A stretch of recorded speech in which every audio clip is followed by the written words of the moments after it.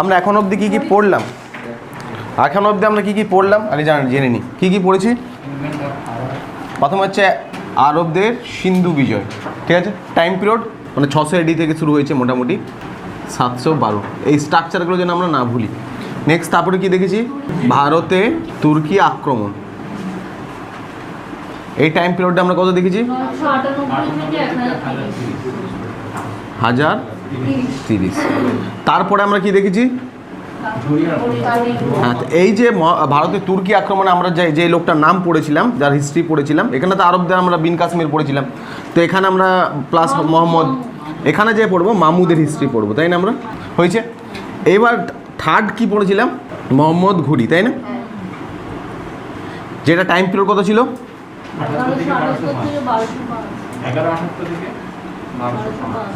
1205 সালে উনি মারা যাবে, তাই না, বা ঘুর সাম্রাজ্য, এই স্ট্রাকচার আমরা পড়েছি। এখানে আমরা ঘুরির কথা পড়েছি, তাই না, মোহাম্মদ ঘুরি।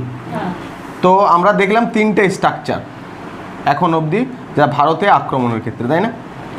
আজকে 1205-এর পর থেকে আমরা পড়ছি ভারতে, ঠিক আছে। আজকে অ্যাকচুয়ালি পয়েন্টটা হবে কুতুবুদ্দিন আইবক, 1206 থেকে 1210। মোহাম্মদ ঘুরি লাস্ট পড়েছিলাম, আর ঘুরি একটা সব থেকে বেশি কথা বলতো, মানে যেটা ওনার খুব ইম্পর্টেন্ট কথা ছিল, যেটা কি উনি কি বলতেন যে লোকের তো 1-2টো বাচ্চা থাকে, আমার তো 1 লাখটা স্লেভ আছে, বা আমার 1 লাখটা বাচ্চা আছে, বা আমার 1 লাখটা দাস আছে, যাদেরকে আমি বাচ্চার মতো মানি, ঠিক আছে। তো সেই স্লেভের মধ্যে 3টে স্লেভ খুবই ইম্পর্টেন্ট ছিল, যারা একদম পুরো ওর মানে ওর বাচ্চার মতনই তাদেরকে ট্রিট করতো। সেই 3 জনের নাম আমরা একবার জেনে নেব, পড়েছি তাই না। একটা হচ্ছে নাম ইলদুজ, যার পুরো নাম ছিল তাজউদ্দিন ইলদুজ। তারপরে হচ্ছে নাসিরউদ্দিন কুবাচা, নাসিরউদ্দিন কুবাচা। আর একজন ছিল কুতুবুদ্দিন আইবক। তার মধ্যে ইলদুজকে কোথাকার শাসনকর্তা রেখে গেছিল, গজনির গভর্নর ছিল, তাই না। এখানকার গজনি হচ্ছে এই জায়গাটা আফগানিস্তান, এই আফগানিস্তানে এই জায়গার গভর্নর ছিল কে, গজনি। ও কিন্তু আফগানিস্তান থেকে ভারত আসছিল ঘুরি, কিন্তু ওখানে রেখে দিয়েছিল ওকে। আর তারপরে কুবাচাকে সিন্ধ প্রদেশে দিয়েছিল, যেটা এক প্রেজেন্ট পাকিস্তান পড়ে, ঠিক আছে, সিন্ধ। আর যখন ভারত ইনভেনশন করে নিল, ভারত যখন ও কনকেট করে নিল, তখন ভারতের এই লাহোরে, যেখান থেকে ভারত কন্ট্রোল হতো, ঠিক আছে, এই লাহোরের কাছে আইবককে কী রাখলো, ভারতের জন্য ভারতের গভর্নর রাখলো। এটুকু আমরা এই স্ট্রাকচারটা তৈরি করছি, তাই না। তাহলে 3 জায়গায় 3টে গভর্নর হয়ে গেল, ঠিক আছে। যারা ঘুরির সাম্রাজ্যটাকে কী করতো, শাসন করতো, ওখান থেকে এরা গভর্নর হিসাবে অ্যাপয়েন্ট ছিল, ঠিক আছে। আমরা আবার এদের অ্যাডমিনিস্ট্রেটিভ যখন সুলতানি সাম্রাজ্যে জানবো, লাস্টে জানবো, তখন আমাদের অনেক কিছু এই যে গভর্নর এটাকে কী পদ বলা হতো, এটাই আমরা পড়বো, ঠিক আছে। আপাতত আমরা পলিটিক্যাল হিস্ট্রিগুলো তো কমপ্লিট করি, তাই না। এর মধ্যে আমরা কিছু আর্ট অ্যান্ড কালচার, আজকে যেমন কিছু আর্ট অ্যান্ড কালচার ধরলে দেখতে পারি, কিন্তু না, পুরোটা আমরা পরেই দেখবো, যেভাবে মৌর্য করলাম, যেভাবে গুপ্ত করলাম, তাই না। আর্কিটেকচারটা আলাদা পয়েন্ট রাখবো, বুঝতে সুবিধা হবে। এবার আমরা যখন মোহাম্মদ ঘুরি সাথে পৃথিবীরাজ চৌহানের যুদ্ধ হলো, তোরাইনি ফার্স্ট, উনি হেরে গেলেন বলে গেলাম, বা সেকেন্ডে কী হলো, আবার জিতলেন, তাই না। জিতে আমাদের এখানে ভারতে কাকে রেখে গেলেন, আইবককে। এবার মোহাম্মদ ঘুরি না 1205-এ মৃত্যু হয়ে যাবে। আর মৃত্যু কীভাবে হবে সেটা নিয়ে মানে বিভিন্ন ঐতিহাসিক বিভিন্ন মত দেয়। আমি বলেছিলাম পৃথিবীরাজ রাসোতে অন্যরকম বলা হয়েছে, আবার ওখানে একবার বলেছে যে মোহাম্মদ ঘুরিকে পৃথিবীরাজ চৌহানই মেরেছে, তাই না। ওটা ওদের ওখানে যে ওই তীরের গল্পটা যেটা বলেছিলাম, অনেক কিছু আছে। কিন্তু আমাদেরকে দেখতে হবে এনসিইআরটি কী বলছে, ঠিক আছে। এনসিইআরটি বলে যে যখন উনি এখানে একটা জাতি ছিল যে ওকে প্রচুর করতো, জ্বালাতো, কী নাম, ও যতবার এখান থেকে আসতো, আসার পর থেকে যেই যেত গজনি, তখনই ওই খোকর উপজাতিটা ওরা কী করতো, এদেরকে রীতিমতো জ্বালাতো, যা জিনিস লুট করতো বা কিছু নিয়ে গেলে সেগুলোকে করে নিত, ঠিক আছে। এবার ওদের সাথে এনারা করতে পারতো না, কারণ এরা তো এত বড় সাম্রাজ্য, এরা চাইলে তো ভারত দখল করছে, ওদেরকে একটা জাতিকে মারতে পারতো না, পারতো, কিন্তু ওরা গরিলা ওয়ার করতো, লুকিয়ে লুকিয়ে যুদ্ধ করতো। আর গরিলা ওয়ার করলে তাদের সাথে পারা যাবে না। পরে কি করেছিল, পরে আমাদের এইটি যখন দখল করলো ঘুরি ভারত, তখন ও বললো যে ঠিক আছে এবার আমি তো অনেকবার এখানে আক্রমণ করেছি, কিন্তু জাতিটা খোকরো জাতিটা আমাদেরকে অনেক আমাদেরকে জ্বালিয়েছে, তা আমি এবার ওদের জন্য একটা টিম বানাও। আইবককে বললো, ওদের জন্য একটা টিম বানিয়ে ওদেরকে যুদ্ধ করে পরে ওদেরকে হারালো, তাই তো? ওদেরকে হারিয়ে যাবার পরে সিন্ধু নদী পার করছে, তখন একজন অজ্ঞাত পরিচিতি একজন লোক এসে পড়ে ওকে পেছন দিক দিয়ে মেরে দেয়। অনেকে বলে এটা খোকরা যে জনজাতিরে কেউ এসে পড়ে ওকে মেরে দেয় গরিলা ওয়ার করে। 1205 খ্রিস্টাব্দে তার মৃত্যু হয়ে যায়। এটা অ্যাকর্ডিং টু এনসিআরটি, ডক্টর সতীশচন্দ্রের যে এনসিআরটি আছে ওল্ড সিলেবাসে, সেখানে এই কথাটা উল্লেখ আছে। আর যেহেতু সেখানে উল্লেখ আছে তো আমাদেরকে পড়তে হবে, কোয়েশ্চেন তো এখান থেকে আসবে না, ঠিক আছে? তো বুঝে গেছি এখানে মারা গেল ঘুরি, ঠিক আছে? এইবার কি হবে ভারতে? এবার আমরা এইটুকু স্ট্রাকচার বুঝতে পারছি যে এখানে তো কাকে গভর্নর করে গেছে উনি, আইবক। এখানে সিন্ধে কুবাচা, আর এখানে গজনিতে ইলদুজ। এবার তোমরা বলো তো এখানের মধ্যে সব থেকে পাওয়ারফুল কোন জায়গাটা হবে? এটা হ্যাঁ কেন? তখন তো ভারতে সেরকম কিছুই করেনি, কি করে নতুন জায়গা বলতে পারি আমরা? এখন রেসপেক্টে কি করে বলতে পারি? গাজনি হবে না, কেন গাজনিতে তো ওখান থেকেই তো অ্যাডমিনিস্ট্রেটিভ চালাতো। এবার যা কিছু দায়িত্ব, গুরু দায়িত্ব হবে, যা কিছু নেবে কোথা থেকে নেবে? ডিসেন গাজনি।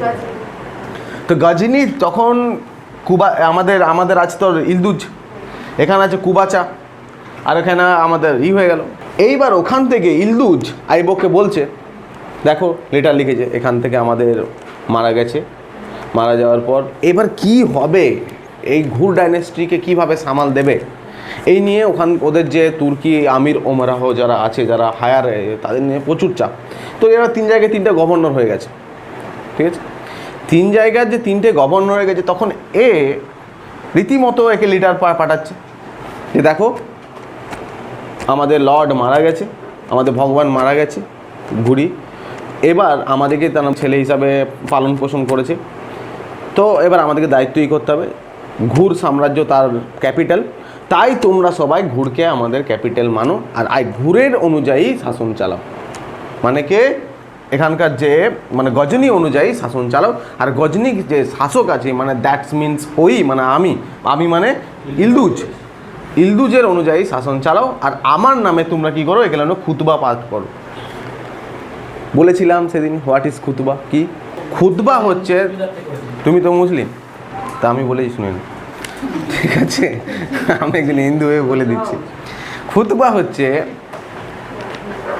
একটা বিশেষ দিন শুক্রবারে, সেদিন মসজিদে যে বিশেষ কোনো ব্যক্তি বা বিশেষ কোনো কারোর জন্য একটা নাম করা, যেন তার ভালো হয়, ঠিক আছে?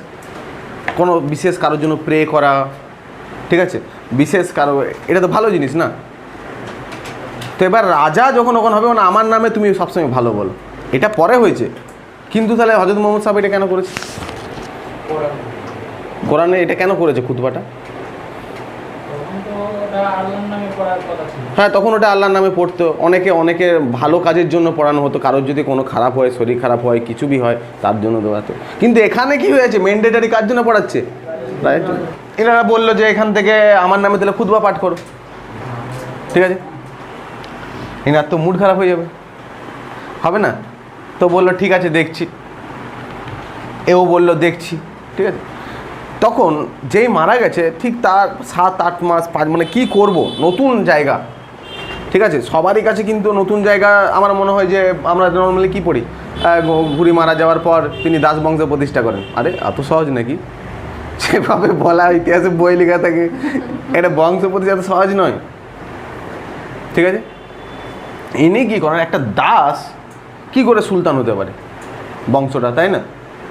তো এখানে আর কে কে থাকতে পারে একটু গেস করতো ওই সব অঞ্চলে? ওর দাদা কি নাম ছিল ঘুরির দাদা? গিয়াসউদ্দিন মোহাম্মদ ঘুরি। আর ইয়ার নাম ছিল কি? মঈনুদ্দিন মোহাম্মদ ঘুরি, বা মোহাম্মদ সামও নাম ছিল একটা, লিখেছে শ্যাম না সাম? হ্যাঁ, লেখা নাই এটা।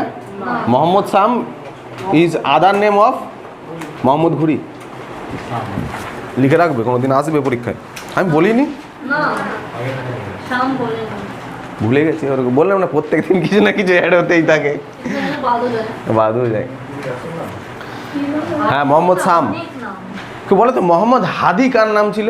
যারা তুই বলবি না, তোদেরকে অনেকবার বলেছি কোয়েশ্চেনটা।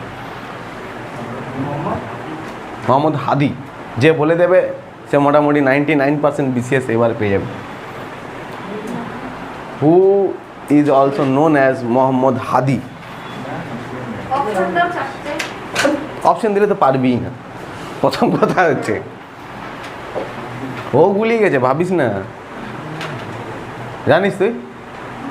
জানিস না? কোনোদিন শুনিস নি? লোকটা ছিল ব্রাহ্মণ, বলছি অপশন দিচ্ছি। লোকটা ছিল সাউথের, পরে মুসলিমে ট্রান্সফার হয়েছে।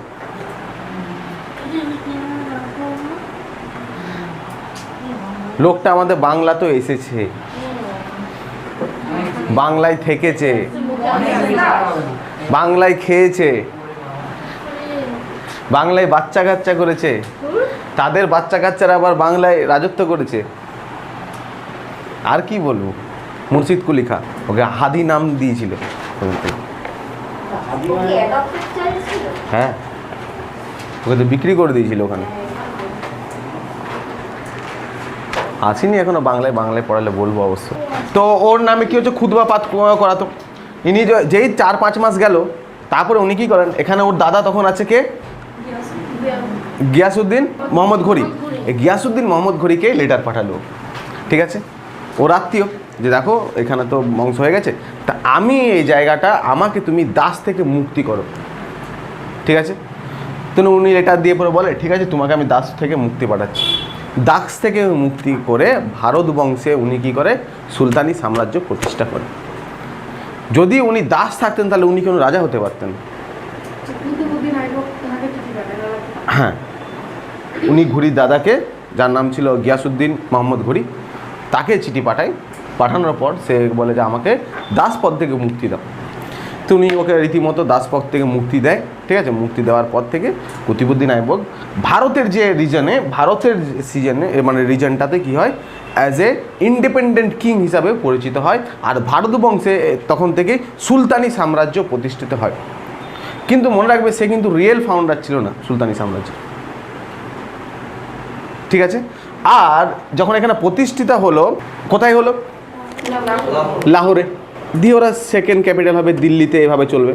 এইটুকু তো আমরা বুঝতে পেরেছি যে লাহোরে কীভাবে হলো অ্যাকচুয়াল। এইবার তাহলে যদি বলা হয় স্লেভ ডাইনেস্টি, এটাকে আমরা কি বলি, স্লেভ ডাইনেস্টি বলি, দাস বংশ। তাহলে দাস বংশ আমরা কেন বলি, উনি কি দাস বংশ প্রতিষ্ঠা করেছিলেন? ওরা যেহেতু দাস ছিল তাই আমরা এখান থেকে দেখে আমরা দাস বংশ বলছি। Who is the founder of the slave dynasty, কী হবে? আর যদি who is the founder of sultan dynasty, Iltutmish. যদি বলে ক্যাপিটাল, লাহোর। যদি বলে সেকেন্ড ক্যাপিটাল, দিল্লি, ঠিক আছে। সুলতানি সাম্রাজ্যের প্রথম ক্যাপিটাল হচ্ছে লাহোর, সেকেন্ড ক্যাপিটাল হচ্ছে দিল্লি। যদি বলে আইবকের কটা ক্যাপিটাল ছিল, তাহলে হবে দুটো ক্যাপিটাল ছিল, ঠিক আছে। আইবক এখানে কিন্তু বসে থাকতো, উনি এখান থেকে শাসন কার্য চালাতো। আর এই যে দিল্লি যে ক্যাপিটালটা ছিল, তিনি এমন একটা সুলতানি, কোয়েশ্চেন দিয়েছিল একবার পিএসসি, যে এমন একটা সুলতানের নাম বলো যিনি দিল্লি থেকে শাসন চালাতে পারেননি। অ্যান্সারে হবে, অ্যান্সারটা কুতুবউদ্দিন আইবক। তিনি কিন্তু কখনো দিল্লি থেকে শাসন করতে পারেননি। দিল্লি কিন্তু তার আন্ডার ছিল, দিল্লিকে তিনি কিন্তু রাজধানী করেছেন, কিন্তু দিল্লি থেকে তিনি শাসন চালাতে পারেননি। না, এর সময় ইনি এটাকে করে দিয়েছিলেন, কিন্তু দিল্লি থেকে শাসন করেনি, অ্যাকচুয়ালি শাসন করেন, তাই পুরোটা ইলতুৎমিশের ওপর যাবে, ঠিক আছে।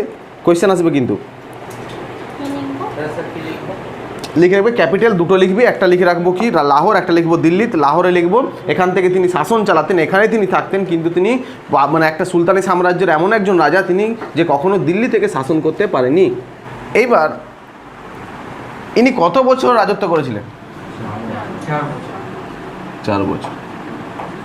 এইবার আজকে কত বছর এটার পর থেকে,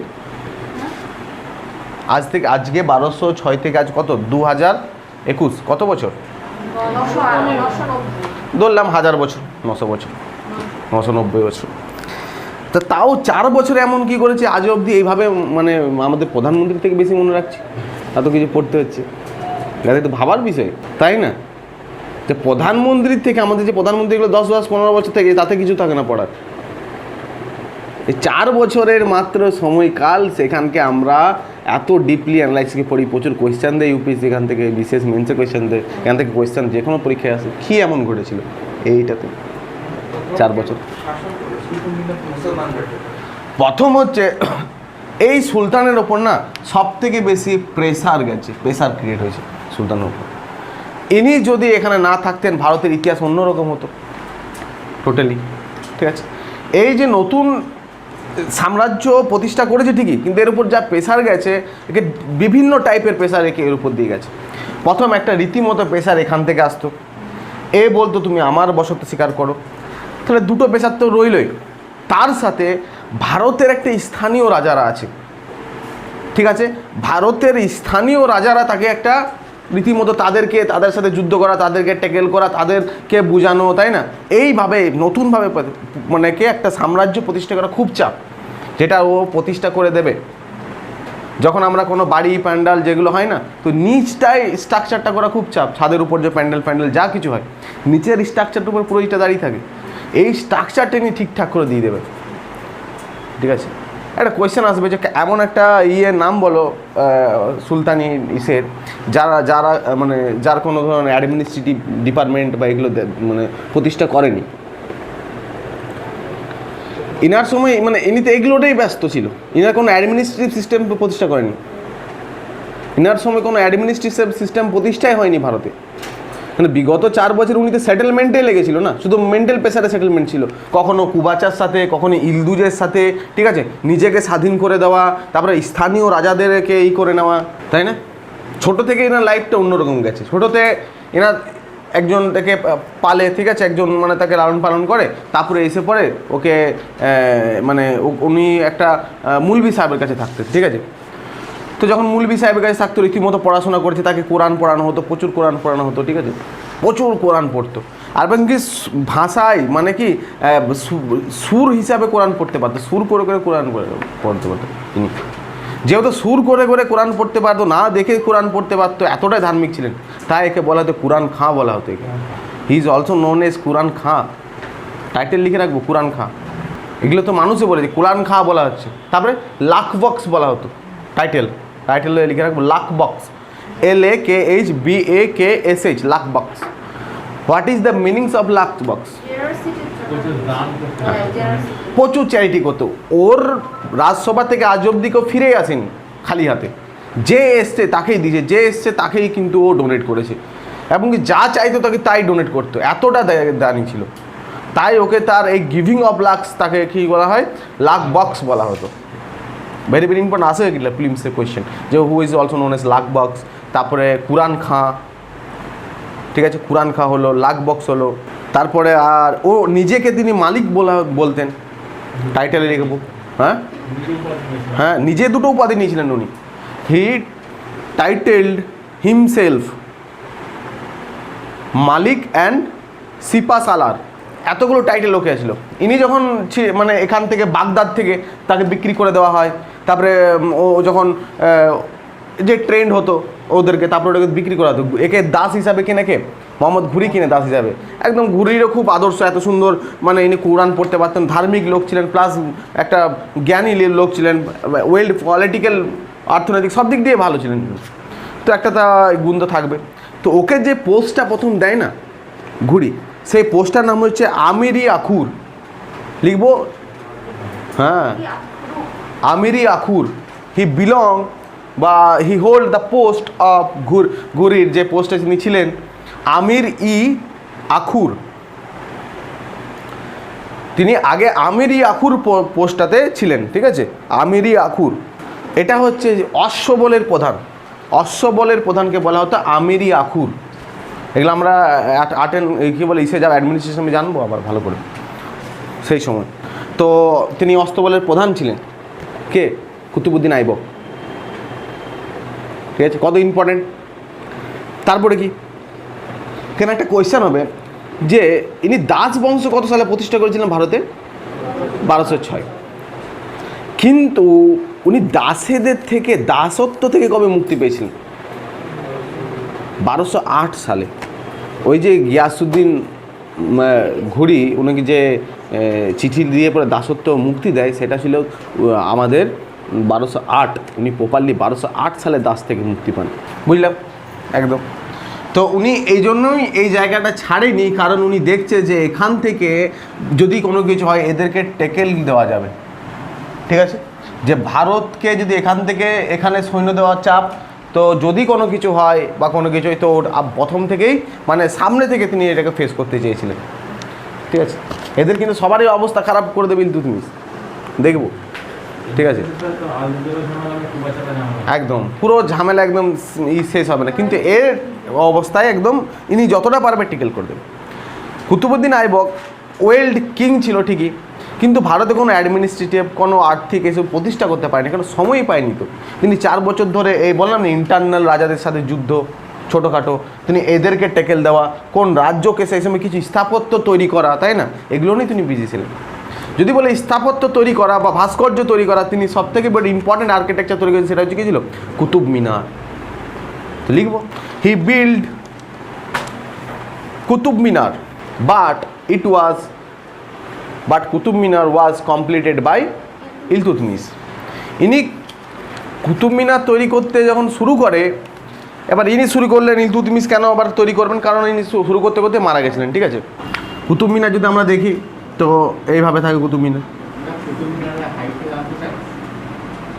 হ্যাঁ, অনেক সময় তো জানতে চাই, এইভাবে থাকে না কুতুব মিনার। এই যে কুতুব মিনার, এখন কুতুব মিনার বন্ধ করে দিয়েছে, তাই না? কেন? এখানে ঢুকতে দেয় না এখন, ঠিক আছে? না, এটা হচ্ছে অনেকে এখানে চেপে পড়ে দেয়, এসব গল্পগুলো হয়। তো কুতুব মিনার 1, 2, 3, 4, 5টা স্ট্রাকচার আছে। তার মধ্যে ইনি যখন 3টে স্ট্রাকচার তৈরি করছিলেন, ঠিক আছে, এই তিনটে স্ট্রাকচার তৈরি করতে করতে ইনি মারা যান, ঠিক আছে? তার মধ্যে তাও পুরোটা কমপ্লিট হয়নি, পুরোটা এই 3টে স্ট্রাকচার মতো কমপ্লিট যখন হবে, মানে এই এতটা, ঠিক আছে, এতটা স্ট্রাকচার কমপ্লিট করবে কে না? ইলতুৎমিশ অবধি 3টে স্ট্রাকচার কুতুব মিনার। আইবক প্লাস আইবক তো পুরোটা তৈরি করতে পারবে না, মানে থাকবে এটা এই করার জন্য এটা হবে, কিন্তু 3টে ইলতুৎমিশের সময় পুরোটা 3টে কমপ্লিট হবে। দিয়ে কী হবে, একবার এর উপরে বাজ পড়ে যাবে, ঠিক আছে? বাজ পড়ে যাওয়ার তো এমনি ক্ষতি হয়ে যাবে, পুরো মাঝ থেকে ভেঙে যায় কুতুব মিনার। তারপরে কুতুব মিনারকে যখন ওইটা রিকনস্ট্রাকশন করে, তার সাথে সাথে একদম পুরো এইভাবে 5টা করে দেয়। কে এটা? ফিরোজ শাহ তুগলক, ঠিক আছে? ফিরোজ শাহ তুগলক আবার 2টো স্ট্রাকচার বাড়িয়ে পরে এরকম 5টা তৈরি করে কুতুব মিনার, ঠিক আছে? এই কুতুব মিনারে মোটামুটি তোর কিছু না হলেও এক্স্যাক্ট যদি বলি তাহলে 279 স্টেয়ার আছে, সিঁড়ি আছে 279, ঠিক আছে? এটাকে উঠার 279 স্ট্রাকচার। এইবার হ্যাঁ এখন আর দেয় না, ঠিক আছে? এটা দিল্লির মেহরৌলিতে আছে, যখন এটা তৈরি করে তখন উনি আসেন, ঠিক আছে, উনি আসেন, এসে পরে এটাকে কনস্ট্রাকশন শুরু হয়, ঠিক আছে, উদ্ঘাটন করে এগুলো। কিন্তু ব্যাপার হচ্ছে এখানে কেন তৈরি হয়েছিল এটা? হ্যাঁ, কারণ কুতুব বখতিয়ার কাকি বলে একজন ছিল, তিনি একজন সুফি সন ছিলেন, তিনি একজন চিস্তি সম্প্রদায়ের সন ছিলেন। তার মেমোরির জন্য কি তৈরি করা হয়েছিল? কুতুব মিনার তৈরি করেছিল তার মেমোরির জন্য। মেমোরি, এমনকি তার এখানে মাজারও আছে, মাজার মানে তার কবরও এখানে আছে, ঠিক আছে? তো এত ফেমাস কেন ওই লোকটা, কুতুব বখতিয়ার কাকি? তা আপনাকে লিখে রাখবো, তারপরে বলছি, লিখবো কুতুব মিনার বিল্ড বা construction by the memory of Qutub Bakhtiyar Kaki. লিখবো Qutub Minar was a tribute to Khwaja Qutbuddin Bakhtiyar Kaki. লিখবো Qutub Minar was a tribute to Khwaja Qutbuddin Bakhtiyar Kaki, ঠিক আছে? যদি কোয়েশ্চেন দেয় who was the religious teacher of Qutbuddin Aibak? Qutub Bakhtiyar কাকি।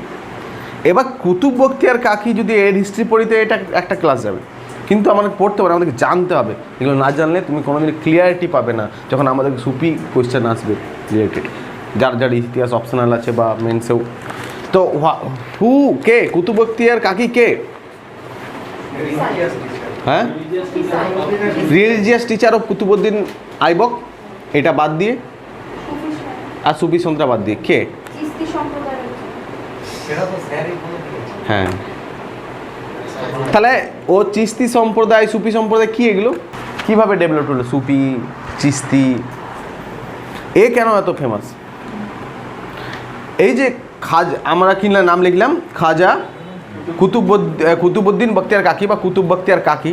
এই কুতুব বখতিয়ার কাকির যে টিচার ছিলেন তিনি ছিলেন খাজা মঈনুদ্দিন চিস্তি। তিনি মানে এর তাহলে খাজা মঈনুদ্দিন চিস্তির শিষ্য ছিল কে? কুতুব বখতিয়ার কাকি। যদি লিখে আমরা religious teacher of Qutub Bakhtiyar Kaki, তখন কি হবে? খাজা মঈনুদ্দিন চিস্তি। এরা বেসিক্যালি সুফি সন্ত বা চিস্তি সম্প্রদায়ের লোক ছিল। এরা মুসলিমদের মধ্যেই বা ইসলামদের মধ্যে থেকেই একটা আলাদা কনসেপ্ট ডেভেলপ করেছিলেন। ঠিক আছে, কি কনসেপ্টটা কী ছিল?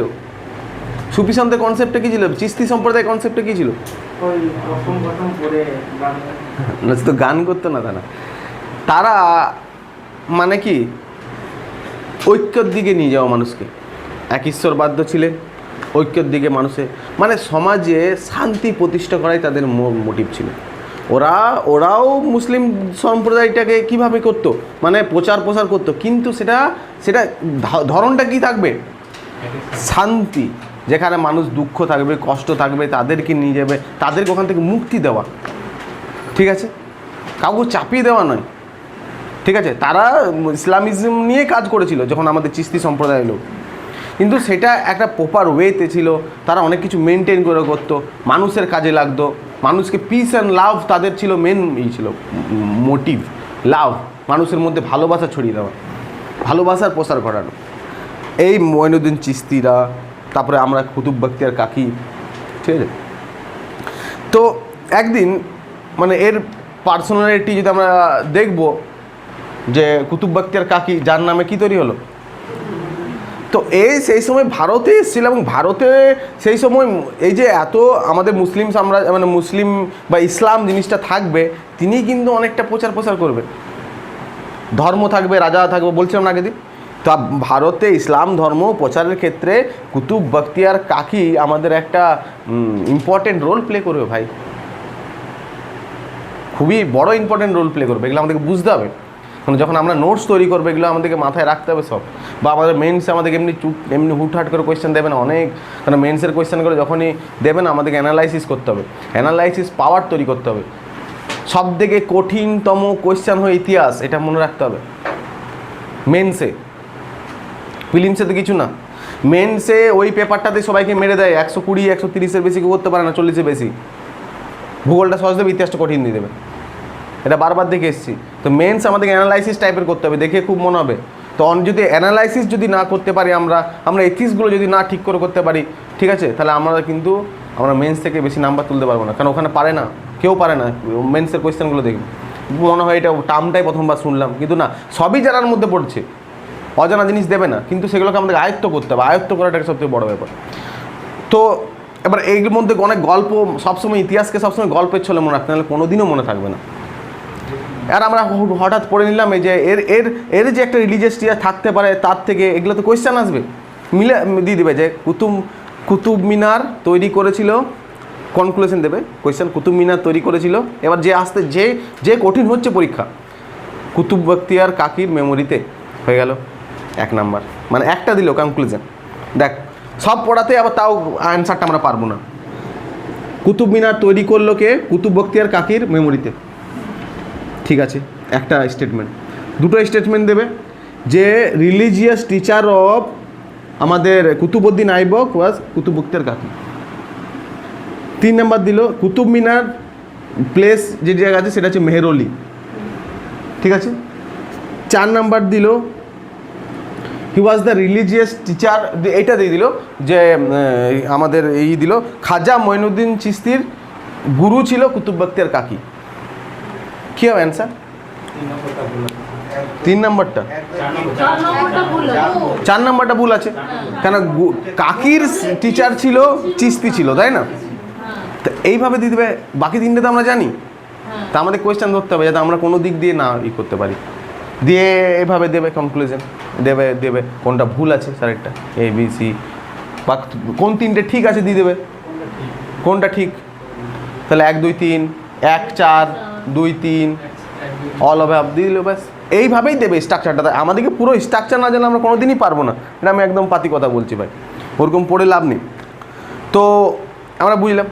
এবার কাকিকে আমরা ভুলে যাব তো, তাই না? এগুলো সব তো ভুলবো না, এদের অনেক গল্প আছে। যেমন ইনি এই যে খাজা কুতুবউদ্দিন কুতুব বখতিয়ার কাকি, তো প্রথম যদি কোয়েশ্চেন দেবে এর যে মাঝার বা এর যে কবরখানা কোথায় আছে, কি হবে? মেহরলিতে, কুতুব মিনার পাশেই আছে। ঠিক আছে, কোয়েশ্চেন দে। একবার দিল যে ভারতের নিচের মধ্যে কার, বিশেষ দিয়েছিল নিচের মধ্যে কোন রাজার কবরস্থান ভারতের বাইরে আছে, দিয়েছিল কি না কোয়েশ্চেনটা? ওরকম হুটার দেবে ওরা কোয়েশ্চেন। তা আমাদেরকে কনসেপ্ট ক্লিয়ার রাখতে হবে। এক একটা কোয়েশ্চেন না এক একটা নাম্বার দেয়, আর এক একটা কোয়েশ্চেন 1.5 নাম্বার কাটে। মানে অ্যাকচুয়াল 3টে কোয়েশ্চেনে তো 1 নাম্বার কাটে। তো 3টে কোয়েশ্চেনে তো 1 নাম্বার কাটে, তো কাটেই, তার সাথেও 3টে কোয়েশ্চেন কেটে দেয়, মানে ওই আর নাম্বার পাবে না। আর তার থেকে আরও অনেক কিছু কাটে, তোমাকে কয়েক লক্ষ ছেলের থেকে বাদ দিয়ে দেয়, তাই না? মানে তোমাকে দরিদ্র সীমার মধ্যে ফেলে দেয় ওই 3টে নাম্বার, আনএমপ্লয়মেন্টে রেখে দেয়। শুধু কি 1 নাম্বার কাটে, তার সাথে অনেক কিছু কাটে। যাই হোক, তো একদিন কি হচ্ছে, এই যে আমাদের কুতুব বখতিয়ার কাকি, তো ভারতে যদি বলা হয় ইসলাম ধর্ম যদি প্রতিষ্ঠা হচ্ছে, তো প্রথম কার হাত থাকছে? কাকির, কুতুব বখতিয়ার কাকি। উনিই প্রথম রিলিজিয়াস এসেছিলেন, যিনি এই ধর্মটা লাভ, পিস অফ লাভ এগুলো ফেলেছিলেন, তাই না? এবার কেস হবে, উনি একদিন কি করছে, কুতুব বখতিয়ার কাকি একদিন এখানে ছিলেন। ওনার বাড়ি হচ্ছে তোমার ইরানে। ইরানের বাড়ি যেটা হচ্ছে সেটা হচ্ছে আমরা হচ্ছে মেওরাউদ্দিন শহর, যেটা লিখবো মাউরাউন শহর, মাউরাউন। ওর যে বার্থ প্লেস হচ্ছে মাউরাউন, মধ্য এশিয়া। মাউরাউন ময়াকার ও রাকার হস্য দন্তন্য, মাউরাউন। কার? কাকি। তো কাকি ভারতে এসছে, ভারতে এসে অনেক লোক তাকে আদর্শ প্রণাম প্রচার করে, তাকে অনেক গুরু মানে সবাই, ঠিক আছে? মাউরাউন, মধ্য এশিয়া। এইবার সবাই গুরু মানে, তাই না? কেন গুরু এদিক থেকে আমার এও মানতো, আমাদের মানে আমাদের যে রাজা কুতুবউদ্দিন আইবক, উনিও গুরু মানতো, তাই তো? ঠিক ভালো চলছে, ভারত অনেক দিন আছে। একদিন উনি করে যে ঠিক আছে আমি তাহলে চলে যাই ভারতে, না আমি মধ্য এশিয়ায় মাউরাউন চলে যাই, ওর যেতে খুব ইচ্ছে হয়েছে, ঠিক আছে? আমি আর ভারতে থাকবো না। এখানে ধর্ম প্রচার করেছে। উনি এখান থেকে বেরিয়ে গেছে, দিল্লি থেকে বেরিয়ে আমার রাজস্থানের কাছে চলে গেছে। এবার যেদিন বেরোবে সেদিন কী হয়েছে, লাখ লাখ শ্রদ্ধালু আসছে, ঠিক আছে? তাকে অফ করতে হাত জোর করছে, প্রণাম করছে, সবাই চলে যাচ্ছে, ঠিক আছে? সবাই প্রণাম করছে, যেহেতু গুরু যাচ্ছে, ধর্মগুরু, তাই না? সবাই প্রণাম করছে, চলে যাচ্ছে। মানে উনি আজকে বেরোবে সন্ধ্যাবেলা দিকে, যে সন্ধ্যাবেলা হয়েছে উনি বেরিয়ে গেছে। তারপরের দিন সকাল হয়েছে, তারপরের দিন হয়েছে 2 দিন, 2-3 দিন নাগাদ উনি ওখান থেকে ঢুকেছে। 2 দিন নাগাদ কোথায়? আজমের, ঠিক আছে? তো আজমেরে যখন গেছে ওনারা বলে, যখন আজমেরে যাওয়ার পর দুপুরবেলা ওনাদের মনে হয় যে একটা ধুলা ঝড় পেছন দিক দিয়ে আসে, অনেক চারিদিকটা ধুলাতে মানে ভরে যায়, ঠিক আছে? তো ওরা অবাক হয়ে যায়। ওর সাথে আরও তো অনেকে ছিল, মানে যারা এই চিস্তি সন্ত ছিল, সবাই পেছনে তাকায় যে এটা কিসের ঝড়, সবাই অবাক হয়ে যায়। ওরা দাঁড়িয়ে দেখে, তারপর দেখে যে লাখ লাখ লোক আসছে পেছনে। তারপরে যখন বলে দেখি কি ব্যাপার, তাহলে এত লোক কোথায় যাচ্ছে, কি ব্যাপার, যুদ্ধ হচ্ছে নাকি? তোমরা তো শান্তির প্রস্তাব দেবে, দাঁড়িয়েছে, দেখছি সব দিল্লির লোকগুলো ওর কাছে চলে এসেছে। তখন বলছে, গুরুদেব তুমি, আমরা তোমাকে অফ করেছি, কিন্তু তারপর থেকে আমাদের মন মানছে না, আমরা থাকতে পারছি না। তো আপনি যেখানে যাচ্ছেন আমাদেরকে নিয়ে যান, খেতে দিন না দিন কোনো চাপ নাই, আর নাহলে আপনি আমাদের সাথে চলুন, এটা করুন। কিন্তু বলে কী করা যাবে, চল তোমাদের সাথেই যাই, এত লোক চলে এসছে সব। দিয়ে আবার উনি এসে পরে দিল্লিতে আসে। দিল্লিতে এসে পড়ে, দিল্লিতে মারাও যায়, তার কবরটা এখানেই দেওয়া হয় কুতুবউদ্দিন আইবক। ঠিক আছে, যদি কোয়েশ্চান পড়ে যে কুতুব বখতিয়ার কাকে কোনো কোথায় মারা গিয়েছিলেন, তো তুমি লাইভ ও কনফিউশন হবে না। ঠিক আছে জিনিসটা, তো এই হচ্ছে ব্যাপার। নেক্সট, যদি কোনোদিন বলা হয় যে কুতুব মিনার কে তৈরি করেছিল, প্রথম অ্যান্সার কী হবে? কুতুবউদ্দিন আইবক।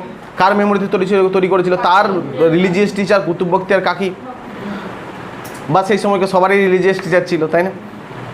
তো যদি বলা হয় এটা কত মিটার উচ্চতা, এটা 7.72.5 মিটার বা 73 মিটার বলতে পারি। ঠিক আছে, কুতুব মিনার লিখে রাখবো। আর যদি ফুট বলি তাহলে 238 ফিট, 238 ফিট। আর এইটা হচ্ছে কতগুলো সিঁড়ি আছে যদি বলে, আর এইটার আমরা পুরো মানে কি বলে যেটাকে সার্জারি করব যখন আমরা সুলতানে আর্ট অ্যান্ড কালচার পড়ব, তখন আমরা এটা নিয়ে পুরো কুতুব মিনারে চেপে যাবো আর কি। তো চাপ নিয়ে লাভ নেই। হ্যাঁ, নেক্সট লিখব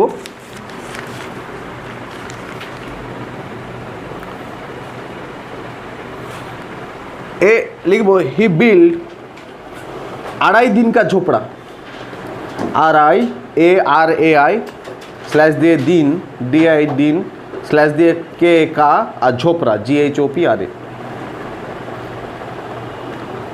এটা কোথায় আছে? আজমের। মানে কোন জায়গা? রাজস্থান, আজমের আছে। কি এটা? এটা মানে সুফি সন্তের বা মানে আমাদের ইসলাম ধর্ম যে প্রচার করবে তাদের থাকার জায়গা ছিল, আশ্রয়স্থল ছিল। ঠিক আছে, আজমেরে। আর এটা নাকি 2.5 দিনেই তৈরি করেছিল। কিন্তু এটা মোটেই ঝোপড়া ছিল না, এমনি একটি স্ট্রাকচার বাড়ি। তো যেমন আমরা তাজমহল দেখি বা এরকম দেখি লাল পাথরের এরকম একটা বাড়ি, 2.5 দিনই নাকি এটা তৈরি করা হয়েছিল, তাই এটাকে 2.5 দিন কা ঝোপড়া বলা হয়।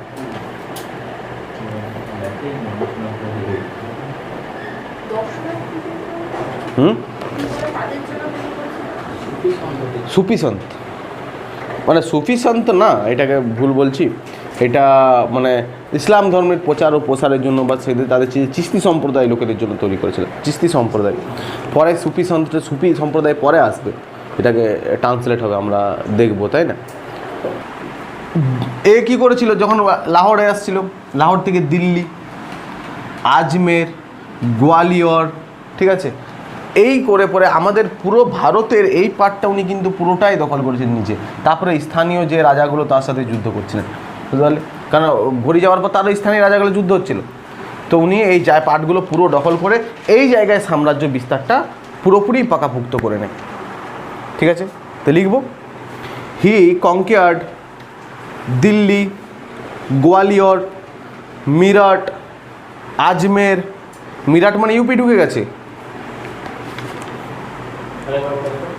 He conquered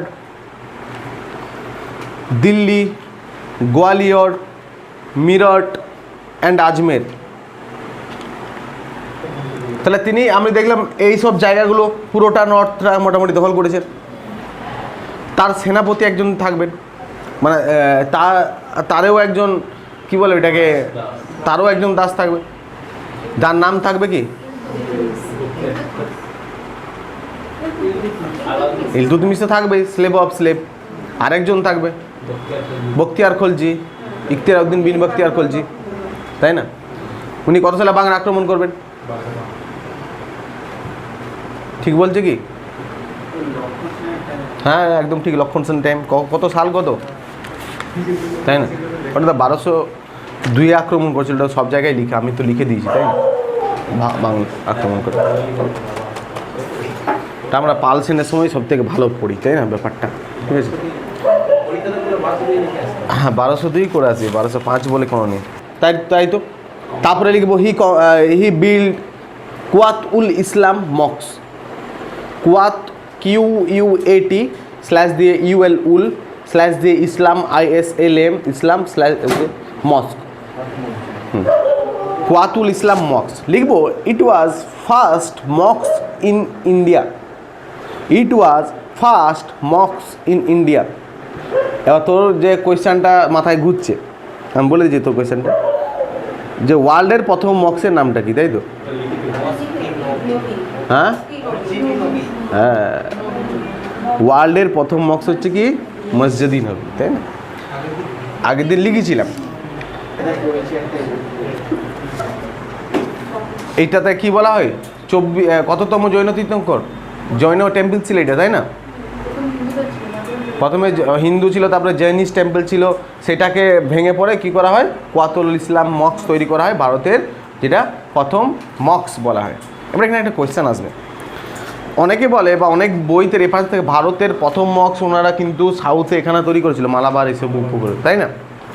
কিন্তু যেহেতু আমাদেরকে এনসিআরটি ফলো করতে হবে, এনসিআরটিতে কিন্তু বলা হয়েছে ভারতের প্রথম মক্স হচ্ছে কি কুয়াতুল ইসলাম। হ্যাঁ, ওটা বণিকরা করেছিল, কিন্তু যেহেতু এখানে বলা আছে তাই আমরা এটাকে অ্যাডপ্ট করতে হবে, ঠিক আছে? কিন্তু বণিকরা অনেক আগে এখানে মক্স তৈরি করেছিল, তার এভিডেন্সও জানি না পেয়েছে কি না, কিন্তু অনেক বইতে সেটা আছে দেওয়া, তাই না? ভারতের প্রথম মসজিদ, কিন্তু আমাদের এনসিআরটি অনুযায়ী ফলো করতে হবে, আমাদেরকে ওটাই জানিয়ে রাখতে হবে। হ্যাঁ, যেটা আইবক। তাহলে আইবক কী কী বানালো? আইবকের সময় কী কী হলো? কুতুব মিনার, আলাইদিন কা ঝোপড়া, আল কুয়াতুল ইসলাম মসজিদ, ইন্ডিয়াস ফার্স্ট মক্স, ওয়ার্ল্ডের ফার্স্ট মক্স তো বলে দিয়েছি। এবার কি হবে, ইনি একদিন সন্ধ্যাবেলায় বিকেল দিকে পোলো খেলতে যাবে, চৌগান খেলাটার নাম ছিল, খেলতে যেয়ে পরে তিনি পড়ে যাবে, আর ঘাড়ের এই যে হাড়টা ওনার ভেঙে যাবে, ঠিক আছে? এখানে সেরকম তো হলো কুতুবউদ্দিন আইবক কী হবে, খেলতে খেলতে ঘোড়া থেকে পড়ে, খেলাটার নাম থাকবে চৌগান, যেটা আমাদের মডার্ন টাইমসে পোলো বলি যে খেলাটা, তাই না? ঘোড়ার পিঠে দিয়ে, তো মারা যাবে। সিঁড়ি থেকে পড়ে কে মারা যায়? হুমায়ুন, তাই না? প্রাসাদ ভেঙে কে পড়ে যায়, মারা যায়? প্রাসাদের একটা পার্ট তার পিছিয়ে পড়ে যায়। প্রাসাদ ভেঙে কে মারা যায়? হুম,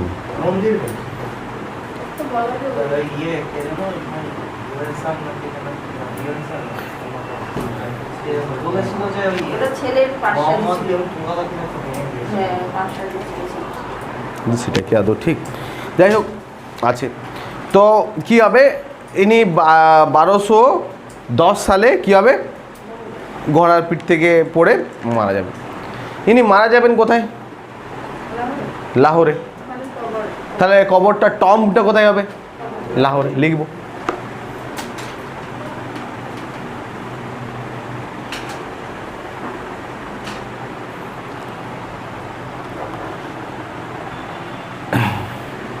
সিচুয়েশন কিন্তু ভালো নেই করোনার, মানে এখানকার বলছি আমি, তাহলে কি করোনা ভাবছিস নাকি? এই কি অবস্থা!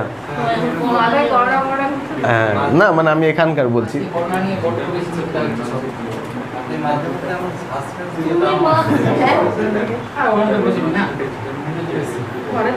তো এই সময় রাজা মারা যাচ্ছে, ঠিক আছে?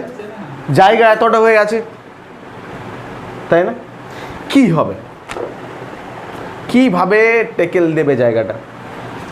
এরা তো দাঁড়িয়ে গেছে, জাস্ট 2-3-4 বছর গেছে, এরা এখন ওদের জায়গাটাও সামালছে, তাই এখানে আসতে পারেনি।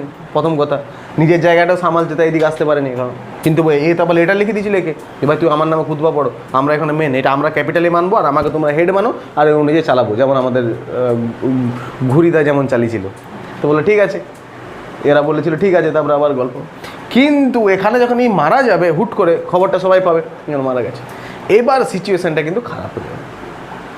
এবার এনার কোনো ছেলে ফেলেও নেই, ঠিক আছে? এরা কিন্তু মানে যেহেতু অ্যাডপ্ট করে নিত দাস, তো সেরকম তো কোনো ব্যাপার না। কী হবে প্রবলেম না? ইনস্ট্যান্ট এর একটা অ্যাডপ্টেড ছেলে ছিল, অনেকে বলে এর ছেলে বা অ্যাডপ্টেড, যার নাম ছিল কি আরাম সাহা। তো আরাম সাহাকে সঙ্গে সঙ্গে কিছু লোক অ্যাপয়েন্ট করে দেয় অ্যাজ আ কিং, দাস বংশের, ঠিক আছে? সেকেন্ড। এবার আরাম শাহ যেমন নাম, একদম পুরোপুরি সেম ওর কাজ, ঠিক আছে? একই ছেলেটা ছোট, ঠিক আছে? তার থেকে তো সে মদ খাওয়া, দুর্বল প্রকৃতির স্বভাব, বিড়ি সিগারেট জানি না খেত কিনা, তো যাই হোক এমনি একটা দুর্বল টাইপের স্বভাব চরিত্র পাওয়া যাচ্ছে আরাম শাহের ভিতরে, ঠিক আছে? তা আরাম শাহ যখন আসছে তো ও কি রাজা আছে কি রাজা নেই এটা তো কেউ তো বুঝতেই পারছে না এইসব অঞ্চলে। আর এইসব অঞ্চলে যারা আছে আমির ওমরাহ, তাহলে আমির ওমরাহ যে বলছিলাম দিল্লিতে, যে আমি এর আগেই বললাম না, মানে উলেমান বর্গ যারা আছে, হোয়াট ইজ উলেমান বর্গ? না, উলেমান বর্গ হচ্ছিল ইসলাম ধর্মের যারা বিদ্বান ব্যক্তি হচ্ছেন তাদেরকে উলেমান বর্গ বলে। যারা ভারতে ইসলামিক আইন কানুন কি করবে, প্রতিষ্ঠা করার মানে করার, ইসলামিক একটা ল হয়, শরীয়ত ল হয় তো বলে না, ইসলামিক যে লটাকে প্রতিষ্ঠা করা, এগুলো কাজ থাকছে উলেমান বর্গদের। ঠিক আছে, উলেমান বর্গ।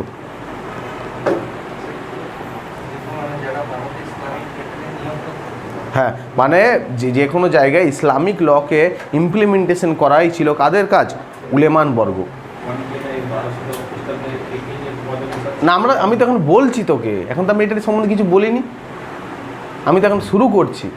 আমি এগুলোকে স্ট্রাকচারগুলো দিয়ে রাখছি যে হোয়াট ইজ উলেমান বর্গ, হোয়াট ইজ আমির ওমরাহ। ঠিক আছে, এরা হচ্ছে জ্ঞানীগুণী ব্যক্তি, আমির ওমরাহ সব বড় লোক যারা তুর্কি এইসব জায়গায়। ঠিক আছে, তো এইবার এইসব অঞ্চলে যারা এই এই এই ব্যক্তিগুলো ছিল উলেমান বর্গ, আমির ওমরাহ, তারা কি করবে,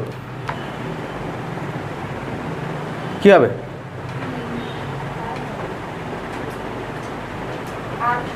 তারা তখন ওই রাজাকে রাজা মানবে না, রীতিমতো ওরা ওদের মধ্যে পিএনপিসি শুরু হয়ে যাবে। তারা ভাববে কি করা যাবে, একটা যোগ্য লোককে খুঁজতে হবে যাকে রাজা করা যাবে। ইনি তো রাজা আছে বা রাজা না থাকার মতো বাচ্চা একটা ছেলে, কি করা যাবে ওকে?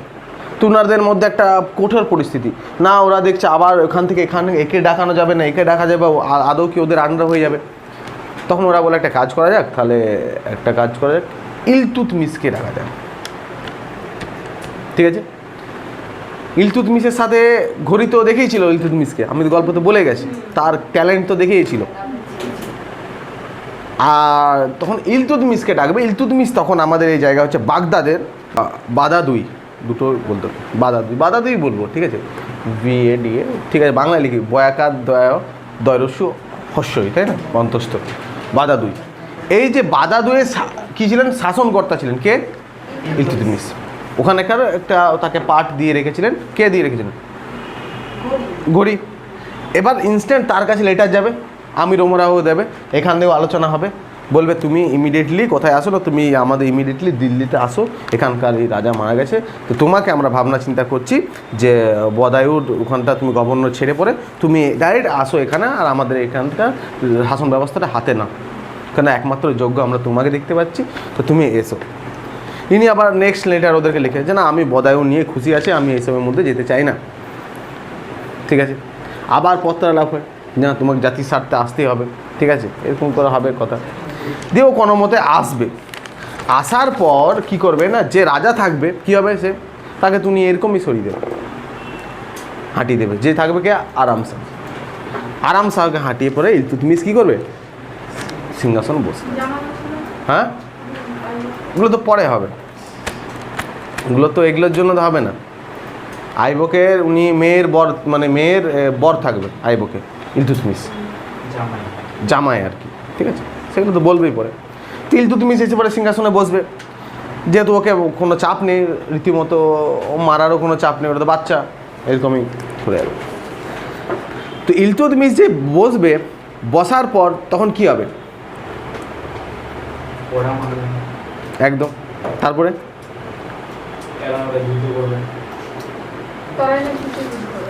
হ্যাঁ, কার সাথে হয় তোরানি? হ্যাঁ হ্যাঁ, ইলদুজের সাথে হয়, মনে আছে? আলদুসে পড়েছিলাম, আজ কিন্তু গুরুত্বটা বুঝতে পারছি যে কে ছিল, কেন যুদ্ধ হচ্ছিল।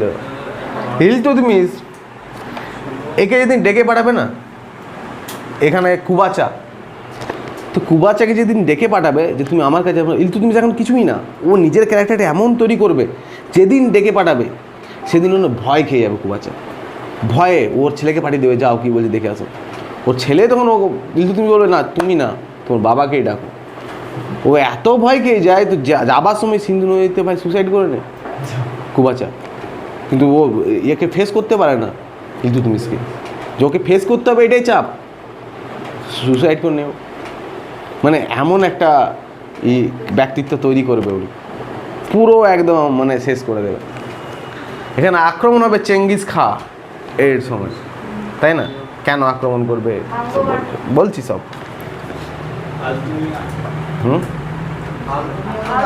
রাজিয়া, ওটা তো কালকার হিস্ট্রি আছে, কালকে তোলা আছে ওইটা।